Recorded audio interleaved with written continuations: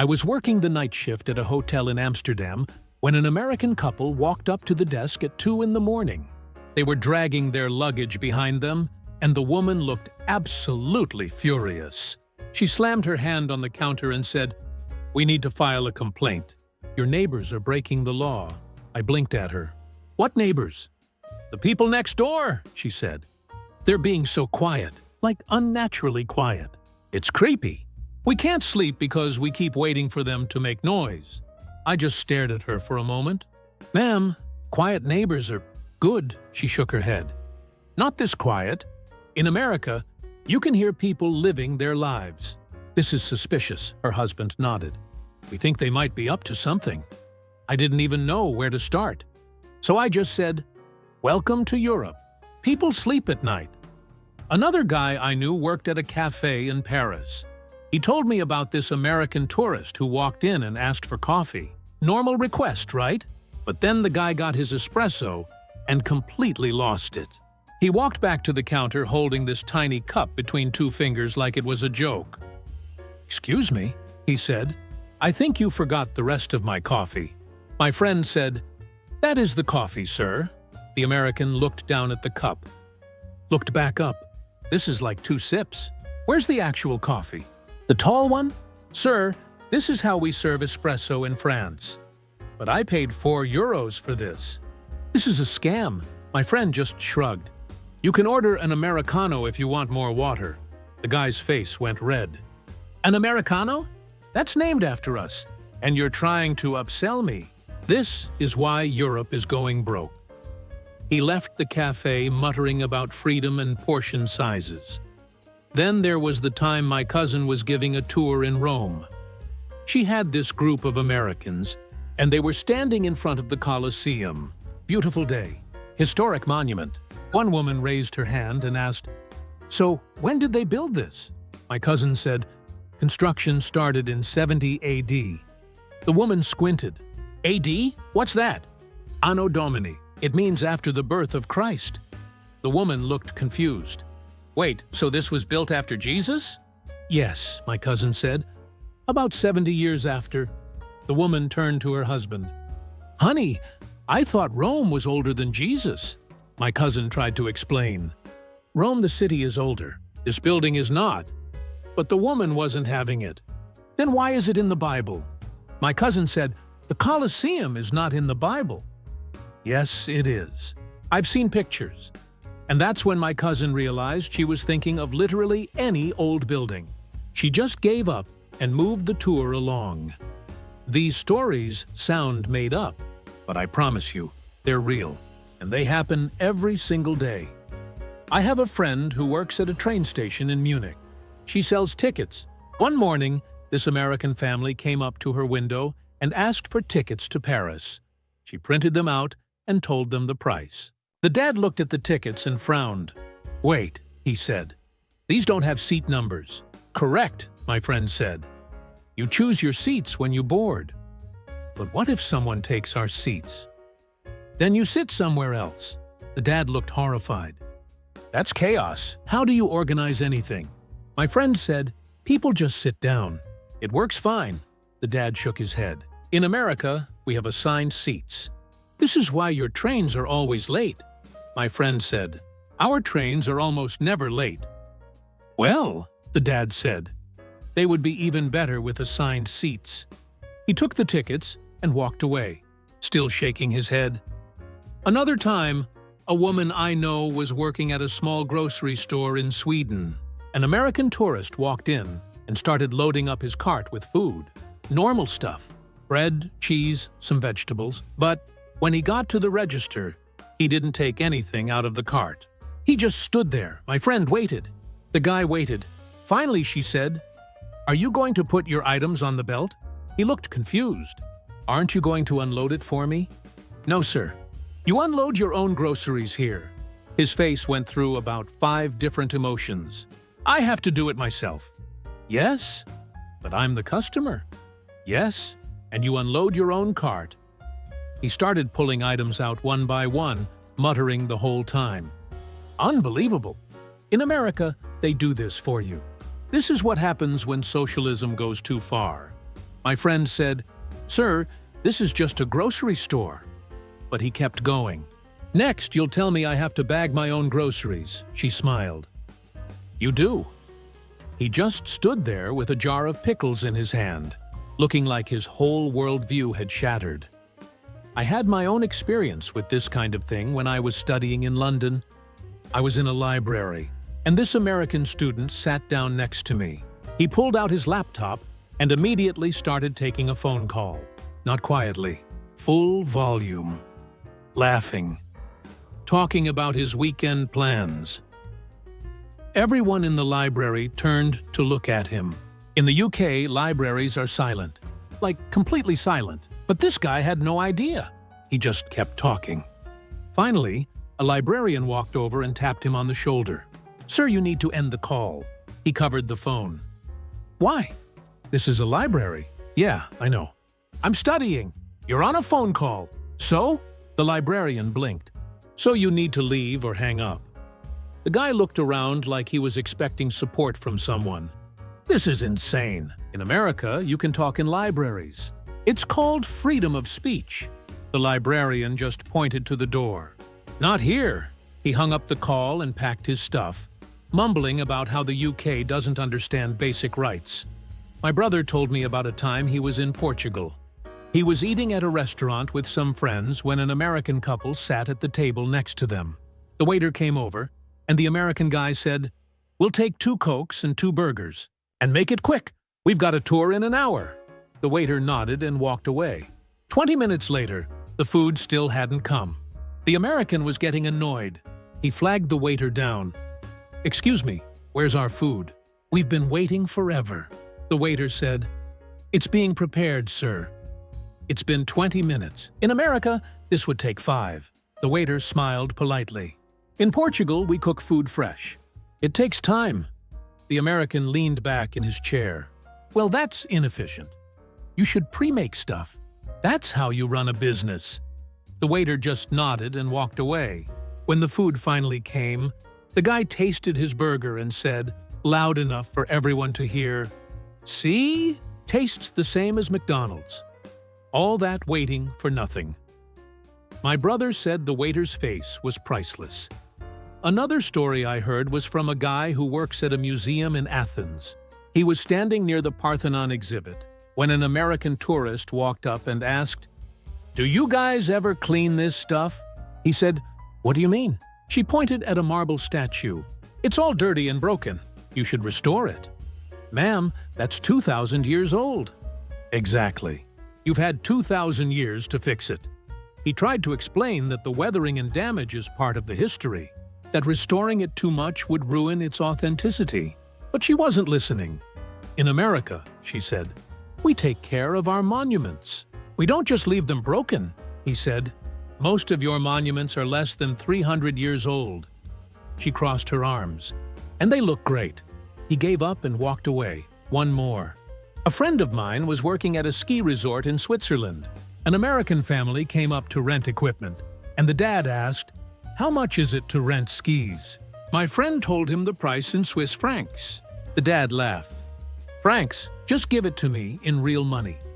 "Sir, this is Switzerland. We use francs." "Yeah, but just convert it to dollars for me." "You'll need to pay in francs, sir." The dad looked annoyed. "This is so inconvenient. Why doesn't everyone just use dollars? It would make travel so much easier." My friend said, "For you, maybe?" The dad didn't get it. I was working at a bookstore in Dublin when an American woman came in and asked if we had any books about Irish history. I showed her the section, and she started flipping through one. After a minute, she looked up at me. "Wait," she said.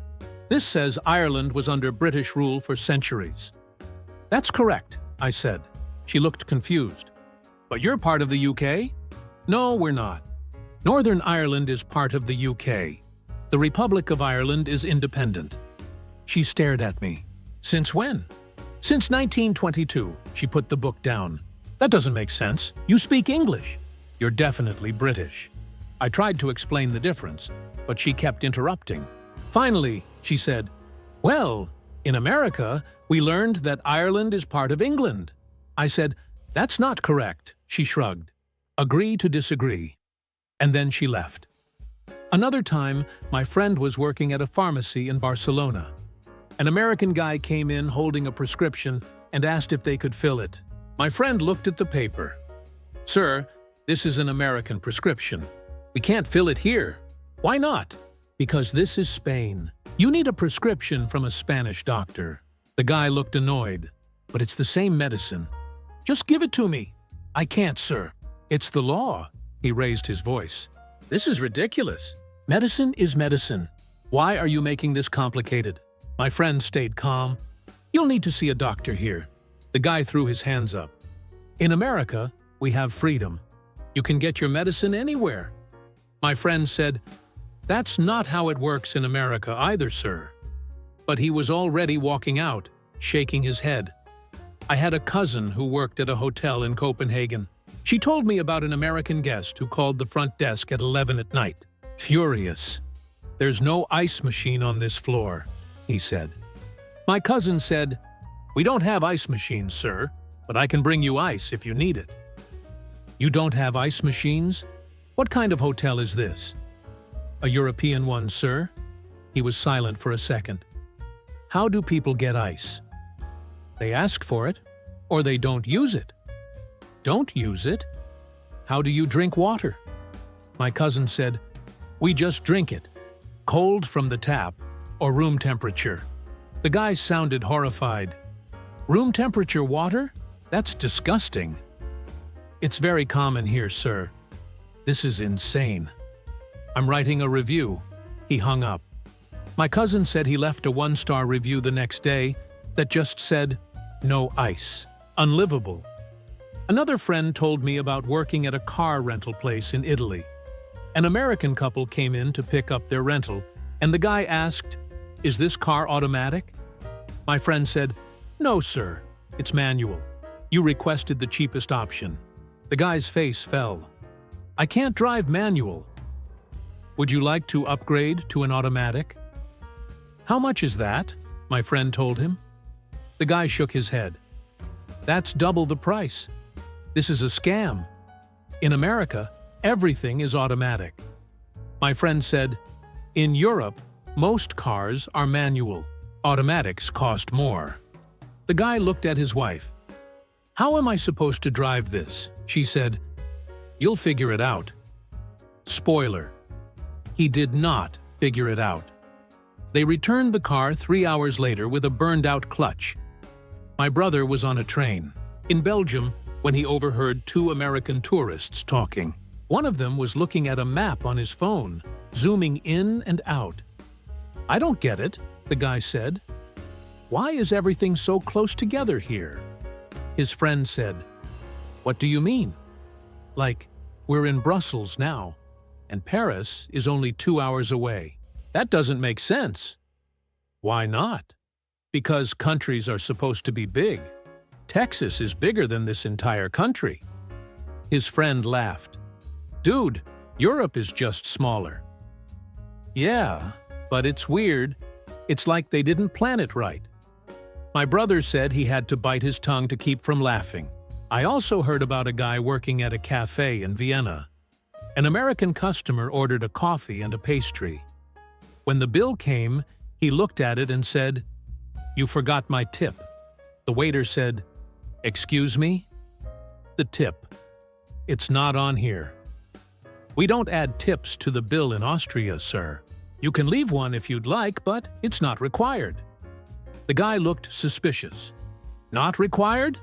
Then how do you make money?" "We get paid a wage, sir." The American looked confused. "But tips are how servers survive."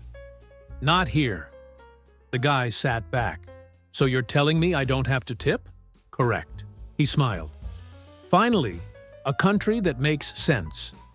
The waiter walked away, and my friend said the guy left 0 tip and seemed proud of himself. One last story. A woman I know worked at a tourist information desk in Prague. An American couple came up and asked for directions to the Eiffel Tower. She said, "The Eiffel Tower is in Paris. This is Prague." The woman blinked. "Wait, We're not in Paris? No, ma'am. You're in the Czech Republic.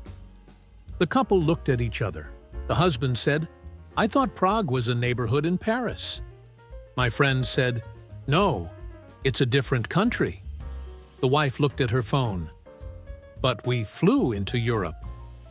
Europe is a continent, ma'am. It has many countries. They stood there processing this for a solid 10 seconds. Then the husband said, well, this is embarrassing. They left without asking anything else. I was sitting in a cafe in Oslo when I overheard an American tourist trying to order food. He pointed at the menu and said, I'll take the chicken sandwich, but no vegetables.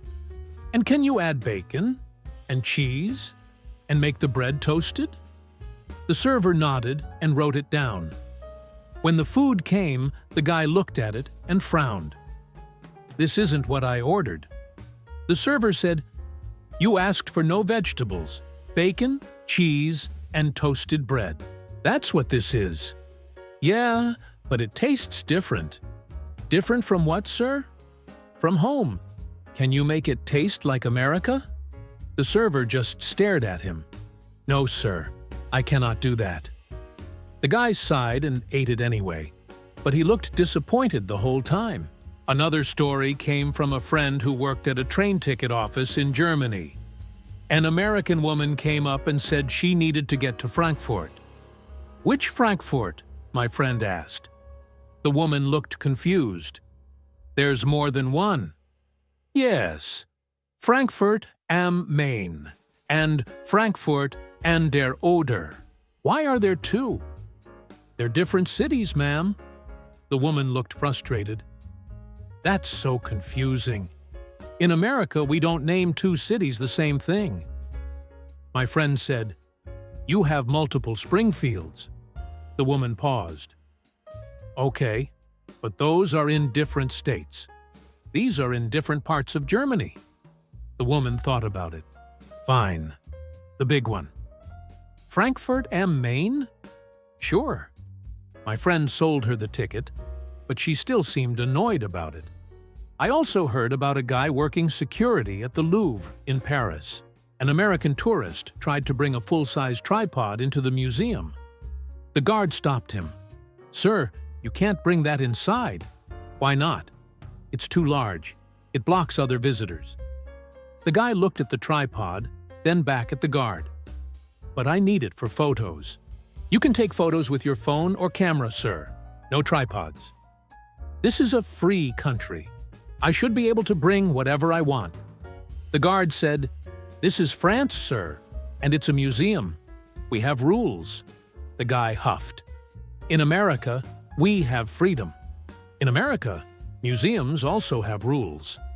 The guy left his tripod at the coat check, but he muttered about it the entire way in.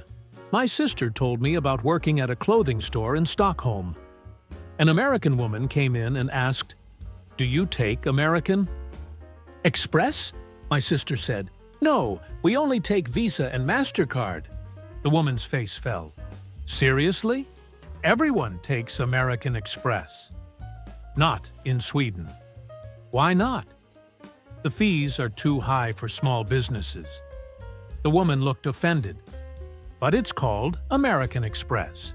It should work everywhere. My sister said, it doesn't, ma'am. You'll need a different card. The woman ended up using Visa, but she complained the whole time about how Europe doesn't support American businesses. Another time, my friend was working at a hostel in Lisbon. An American guy checked in and asked where the air conditioning controls were. My friend said, we don't have air conditioning. The guy laughed. Good one, but seriously, where is it? I'm serious, sir. We don't have AC. It's summer. How is there no AC? Most buildings in Lisbon don't have it. We use fans. The guy looked around the room like he was searching for hidden cameras. This is Europe. You guys are supposed to be advanced. My friend said, we just don't need it as much. Open the windows at night. The guy shook his head. I'm never leaving America again. I had another friend working at a restaurant in Krakow. An American couple came in and ordered pierogi. When the food arrived, the woman took one bite and called the server over. "Excuse me, these are cold in the middle." The server said, "They're filled with cheese and potatoes, ma'am. They're supposed to be warm, not hot. But I can't eat this. It's not cooked enough." "It's fully cooked, ma'am." The woman pushed the plate away. In America, we cook our food all the way through. The server didn't even respond.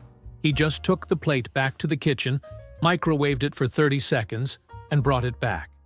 The woman ate it and said it was much better. One more story. A guy I know worked at a border crossing between France and Switzerland. An American tourist pulled up in a rental car and rolled down his window. "Do I need a passport to cross?" My friend said, "Yes, sir, but I'm already in Europe. Why do I need a passport?" "Because Switzerland is not part of the European Union. You're crossing an international border." The guy looked annoyed. "That's so inconvenient. Why don't you guys just make it all one country?" My friend said, "Because they're different countries, sir." "Yeah, but it would be easier." The guy showed his passport and drove through, still shaking his head. Another friend worked at a chocolate shop in Brussels.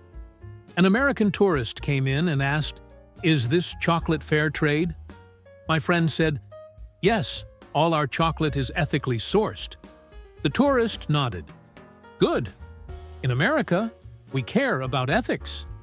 My friend said, "We care about ethics here too." The tourist picked up a bar. "How much is this?" €8. The tourist put it down. "That's way too expensive." My friend said, "It's handmade Belgian chocolate." The tourist shrugged. "I can get chocolate for $2 at Walmart." My friend said, "That's not the same quality." The tourist left without buying anything. Last one. I was in a pub in Edinburgh when an American guy sat next to me at the bar. He ordered a beer, and when it came, he looked at it and said to the bartender, "This isn't cold." The bartender said, "It's cellar temperature." "What's that?" "About 55 degrees Fahrenheit." The guy made a face. "That's warm. Can you put it in the fridge?" "No, sir. That's how we serve beer here." The guy took a sip and grimaced. "I don't get it. Cold beer tastes better." The bartender said, "We prefer to taste the beer, not the cold." The guy finished it anyway, but he didn't look happy. I think the thing that surprises me most about these stories is how often they happen. It's not like these are rare, once-in-a-lifetime moments. This is just a regular Tuesday in Europe. Americans show up, expecting everything to work the way it does back home. And when it doesn't, they're genuinely shocked. And I get it. Travel is disorienting. You're in a new place, things are different, and your brain is trying to make sense of it all. But there's something about the confidence that gets me. The absolute certainty that the American way is the only way and everything else is wrong. Like the guy I met in Germany who couldn't understand why we use the 24-hour clock. He said, "Why can't you just use regular time?" And I said, "This is regular time." And he said, "No, regular time is 12-hour time." And I said, "For you, maybe." And he just walked away, shaking his head like I was the confused one or the woman in Italy who got upset because the pharmacist wouldn't sell her antibiotics without a prescription. She said, "I know what I need. Why do I have to see a doctor?" And the pharmacist said, "Because that's how medicine works." And she said, "Not in America." And the pharmacist said, "Yes, in America too." Or the guy in Greece who complained that the ocean was too salty. I'm not kidding. He was swimming in the Aegean Sea and came back to shore saying, "The water here tastes terrible. Is it always like this?" And someone said, "It's the ocean. It's salt water." And he said, "Yeah, but it's too salty." I think my favorite story, though, was from a friend in Iceland. She was working at a tour company, and an American tourist asked her, "What time does the midnight sun start?" She said, It's already happening. The sun doesn't set right now. He said, "Yeah, but what time does it officially start?" She said, "There's no specific time. It just stays light all day." He looked at his watch. "But I want to see it at its peak." She said, "It's always at its peak." That's the whole thing. He walked away looking disappointed, like she'd ruined it for him. I don't know what it is. Maybe it's just culture shock. Maybe it's the assumption that America is the default setting for the world. Maybe it's both. But these stories keep happening. And honestly, I don't think they'll ever stop. So next time you're traveling, just remember, the rest of the world isn't doing things wrong. They're just doing things differently. And maybe, just maybe, their way makes sense too. And trust me, these stories